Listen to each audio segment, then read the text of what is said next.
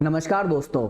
तो आज हम बात करेंगे कि हम जो फिक्स डिपॉजिट कराते हैं, हमारी जो एफडी करवाते हैं और जो हम उस पर इंटरेस्ट अर्न करते हैं, तो क्या वाकई में जो आप एफडी करवा रहे हो और इंटरेस्ट अर्न कर रहे हो वो आपके लिए बेनिफिशियल है, या फिर आपके पास कोई ऐसे दूसरे इन्वेस्टमेंट अल्टरनेटिव्स है जिनमें आप ज्यादा रिटर्न अर्न कर सकते हो, प्लस आपका टैक्स भी वहां पे आपको ज्यादा मतलब कि टैक्स भी नहीं लगेगा।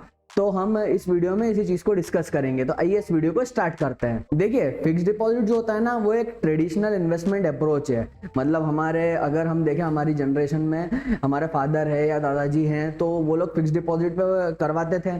तो क्या फिक्स डिपॉजिट गलत हो जाता है? देखो, बिल्कुल भी गलत नहीं होता। क्यों नहीं होता? सबसे पहली चीज तो एक रिस्क फ्री इन्वेस्टमेंट है कि आपने बैंक में जाकर के एक एफडी करवा ली है, उसमें आपको एक फिक्स इंटरेस्ट रेट मिलता रहेगा और वो एफडी का जो पैसा है वो भी आपका सेफ रहेगा। तो ये एक फिक्स्ड इन्वेस्टमेंट है। पर यहाँ पे प्रॉब्लम यहाँ आती है कि अगर आप 5 लाख से ज्यादा अर्न कर रहे हो, मतलब कि आप सैलरीड हो, बिजनेसमैन हो, आप अपना आईटीआर में 5 लाख से ज्यादा मतलब पर एनम की जो इनकम है वो शो कर रहे हो, तो होता क्या है कि जैसे फॉर एग्जाम्पल आप एक सैलरीड पर्सन हो, आप 15 लाख रुपए की आपको सैलरी मिलती है, तो जाहिर सी बात है उस पर टीडीएस भी डिडक्ट होता होगा। अब आपने क्या करा, एक फिक्स डिपॉजिट करवा लिया 20 लाख रुपए का, आपने जॉब करी तो उसमें आपने कुछ अर्न करा होगा, तो उसमें आपने एफडी में पैसा लगा दिया। अब एफडी का इंटरेस्ट रेट आपको कितना मिलेगा? अगर मैं बात करूं, मान लो कि 5.5% पर एनम के हिसाब से आपको रिटर्न मिल रहा है, इंटरेस्ट मिल रहा है उस एफडी के इंटरेस्ट पे। अब आपने जो 20 लाख रुपए लगाया है, 5.5% के हिसाब से 1,10,000 रुपए आपका पूरा साल का इंटरेस्ट आएगा। अब इसमें अपने को टैक्स लग जाता है। टैक्स क्यों लगता है? क्योंकि आपका जो फॉर्म 16 है उसमें तो 15 लाख की जो सैलरी उस पर टीडीएस डिडक्ट हो गया, प्लस जो हमारा जो बैंक है वो भी कुछ ना कुछ टीडीएस डिडक्ट करेगी, जो इंटरेस्ट पे करेगी आपको 1,10,000, तो 10% के हिसाब से वो भी टीडीएस डिडक्ट कर लेगी। पर जब हम आईटीआर फाइल करते हैं तो हम हमारी सैलरी को भी शो करेंगे, उसके बाद में हम जो ये हमने इंटरेस्ट अर्न करा है 1,10,000 का, उसको भी शो करेंगे। अब जब हमारे आईटीआर में हम उसको शो करेंगे ना, तो टीडीएस के ऊपर हमें टैक्स पे करने की जरूरत पड़ेगी। क्यों? क्योंकि हम 10 लाख से ऊपर कमा रहे हैं तो 30% टैक्स ब्रैकेट के स्लैब में आ रहे हैं, तो उस इंटरेस्ट पे हमें कितना पे करना पड़ेगा? फ्लैट 30%, मतलब 31.2% हेल्थ एंड एजुकेशन से इसको जोड़ के। तो हमारे इस एग्जाम्पल में हमने 1,10,000 का इंटरेस्ट अर्न तो करा, बट जब हम आईटीआर फाइल करते ना, जैसे लोगों ने भी 31 जुलाई में आईटीआर फाइल करे होंगे और जिन्होंने एफडी वगैरह करवा के रखी होगी और जो अच्छी इनकम कमा रहे हैं, उनको ये इशू आया होगा कि उनको ऊपर से टैक्स और पे करना पड़ा होगा। तो हमारे एग्जाम्पल में हमने 1,10,000 का इंटरेस्ट अर्न करा, उस पे हमने टैक्स कितना पे कर दिया 30% के हिसाब से, तो वो हमने पे करा कुछ 34,320 रुपीज के हिसाब से। ठीक है, तो नेट हमने कितना अर्न करा? तो कुछ 75,000 के समथिंग हमने अर्न करा। तो इस हिसाब से मेरी जो इफेक्टिव इंटरेस्ट रेट है, मतलब मैंने 5.5% के हिसाब से मैंने एफडी तो इंटरेस्ट तो मिल रहा, बट मेरी नेट इफेक्टिव इंटरेस्ट रेट कितनी आ गई? 3.78% के करीब आ गई। तो यहाँ पे एफडी बेनिफिशियल, अगर आप 5 लाख से ऊपर इनकम है या 10 लाख से ऊपर इनकम है तो आप एफडी में इन्वेस्टमेंट मत करो। तो अब सबसे बड़ी चीज आती है कि सर अगर हम एफडी में इन्वेस्टमेंट नहीं कर रहे, देखो मुझे तो सेफ इन्वेस्टमेंट चाहिए, तो मैं कहाँ पे इन्वेस्ट करता हूँ जिससे कि मुझे रिटर्न भी थोड़ा अच्छा मिल जाए, दूसरा मुझे टैक्स में भी बेनिफिट मिल जाए। तो सबसे अच्छा इन्वेस्टमेंट जो अल्टरनेटिव होता है वो होता है कि हमें लॉन्ग टर्म में इन्वेस्ट करना है और इक्विटी शेयर्स में इन्वेस्ट करना है। अब लॉन्ग टर्म इन्वेस्टमेंट किसको बोलते हैं? देखो, लॉन्ग टर्म इन्वेस्टमेंट अगर हम समझे तो 12 महीने से ज्यादा अगर आप किसी शेयर को खरीद के रखते हो और 12 महीने के बाद में उसको सेल करते हो, तो वो आ जाता है लॉन्ग टर्म इन्वेस्टमेंट की कैटेगरी में। अब सेक्शन 112A ये गवर्न करता है taxation on long term investment. अब इसमें टैक्सेशन कैसे होता है? तो देखो, जो 1 लाख तक का जितना गेन आपको होगा ना, वो तो पूरा एग्जम्प्ट हो जाएगा आपका, और उसके ऊपर जितना गेन होगा ना वो 10% से टैक्सेबल हो जाएगा। अब इसको अपन डिटेल में समझते हैं। अब हमने क्या करा कि हमने एफडी में से पैसा जो था 20 लाख रुपए वो निकाले और हमने किसी पर्टिकुलर शेयर्स में इन्वेस्ट करा लॉन्ग टर्म के लिए। तो हमने शेयर्स को परचेस करके रखा। अब 1 साल बाद हमने देखा तो हमने जो 20 लाख रुपए इन्वेस्ट करा था लॉन्ग टर्म में, अगर मैं 8% इंटरेस्ट रेट भी गिरी से गिरी हालत में लेकर के चलूं, तो वो इन्वेस्टमेंट 1 साल बाद कितना हो जाएगा?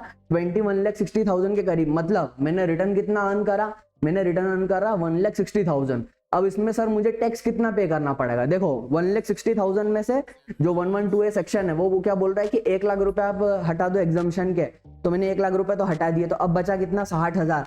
60,000 का मुझे 10% लगा देंगे तो बचा कितना? 6,000। तो मुझे टैक्स कितना भरना पड़ा? मात्र 6,000 रुपए। तो 1,60,000 में से 6,06,000 रुपए मैंने हटा दिए तो 1,54,000 मुझे नेट जो मैंने अर्न करा है।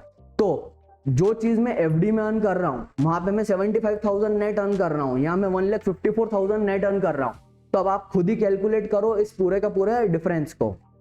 अब अपन है ना 112A को थोड़ा सा और डिटेल में समझते हैं।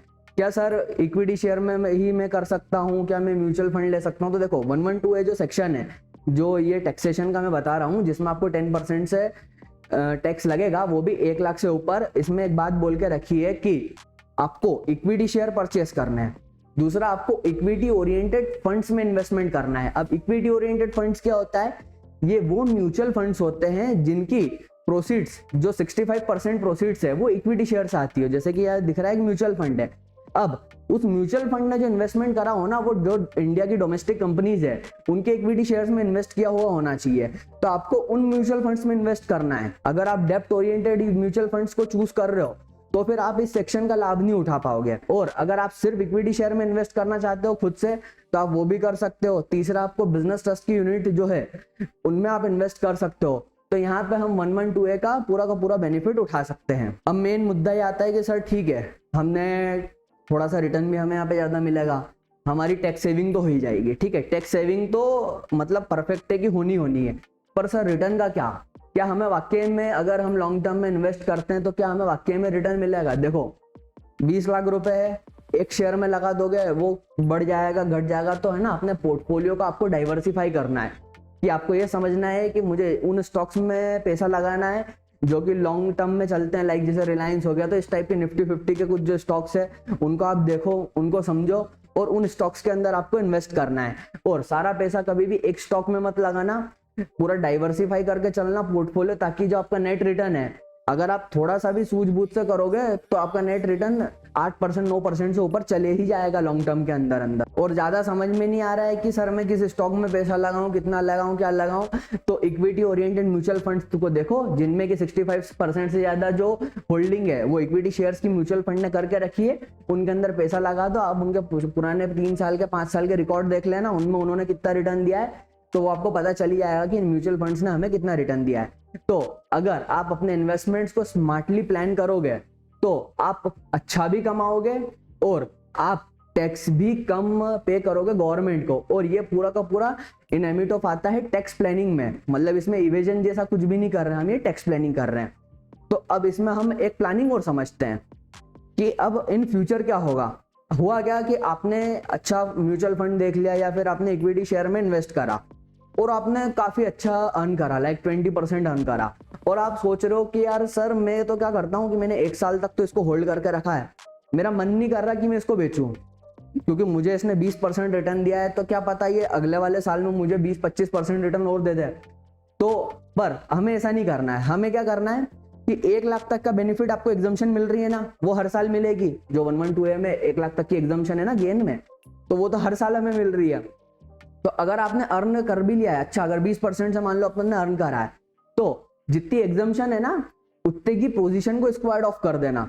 मतलब कि आपको देख लो कि यार इतने में मुझे 1 लाख तक का गेन मुझे जो है यहाँ पे हो रहा है, तो उस शेयर को सेल कर देना और वहीं पे उसको फिर से बाय कर लेना, ताकि क्या हो कि जो गेन हो वो भी आप बुक कर सको, और दूसरा उस गेन पे आपको टैक्स भी कुछ नहीं लगाएगा, क्योंकि 1 लाख तक का गेन जो होता है वो एग्जम्प्ट होता है। तो आप इसमें इस तरीकों से आप इसको स्मार्टली प्लान कर सकते हो। अब दोस्तों, अगर आपको मेरी वीडियो पसंद आती है तो आप मेरे चैनल को जरूर से सब्सक्राइब करो, इस वीडियो को ज्यादा से ज्यादा लोगों तक शेयर करो, क्योंकि अभी 31 जुलाई में काफी लोगों ने जब रिटर्न फाइल करवाए थे तो एक मेजर प्रॉब्लम निकल के आई थी कि उनको जो TDS के ऊपर टैक्स पे करना पड़ा था। और सबसे बड़ी प्रॉब्लम भी है कि अगर 10,000 से ऊपर टैक्स पे करते हैं तो एडवांस टैक्स का हमें इंटरेस्ट लगता है 234, जो हमारा 234B और 234C सेक्शन के तहत, तो वो इंटरेस्ट भी पे करना पड़ा था। तो अपने इन्वेस्टमेंट को आप अच्छे से प्लान करिए। थैंक यू, आपका बहुत बहुत धन्यवाद।